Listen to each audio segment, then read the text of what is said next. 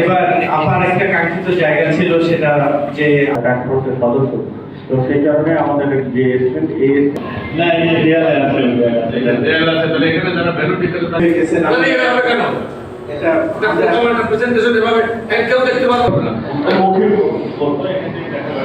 আমি আগের বাড়িতে মানবতা হবে সেটা না। তো এই মানবাধিক শেল্টার হোম বা হাফওয়ে হোম কিংবা প্রোটেক্টিভ হোম যেটাই বলি না কেন, যে আবাসের আমি অবশ্যই হয়তো আপনাদের সাথে in person থাকাটা কিভাবে আরো এটাকে ভালোভাবে ধন্যবাদ সবাইকে।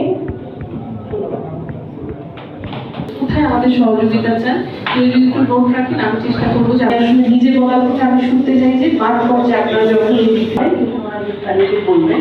তো আমার এখানে আসার মূল উদ্দেশ্য, আমরা ইন্টারভেনশনটা নিয়েছি, আমরা সহযোগিতা করার চেষ্টা করছি। এখনই হাফওয়ে করে সেটা সরকারের জন্য সহযোগিতা হবে আপনাদেরকে বেটার। অলরেডি এখানে একটা হাফওয়ে হোম আগে ছিল, যেটা অর্থায়নের অভাবে বাত ব্যথা, প্যারালাইসিস কিংবা আর্থ্রাইটিস, আধুনিক ফিজিওথেরাপি ও পুনর্বাসন চিকিৎসায় নির্ভরযোগ্য নাম ডিপিআরসি।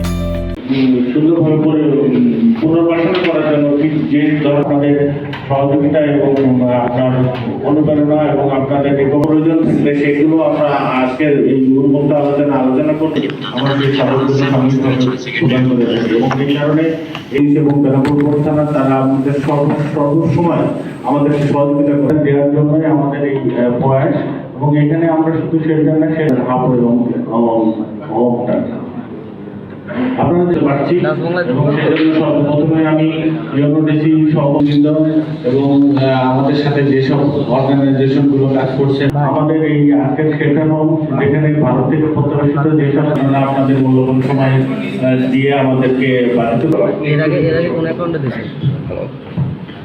সুযোগ্য নির্বাহী অফিসার, উপজেলা নির্বাহী অফিসার শাসা এবং নির্মাণাধীন রয়েছে সে বিষয়ে আমরা শুনবো। তার আগে প্র্যাকটিশনার সুদীর্ঘদিন ধরে মানব পাচার ইস্যুতে কাজ করে এবং বাত ব্যথা, প্যারালাইসিস কিংবা আর্থ্রাইটিস, আধুনিক ফিজিওথেরাপি ও পুনর্বাসন চিকিৎসায় নির্ভরযোগ্য নাম ডিপিআরসি।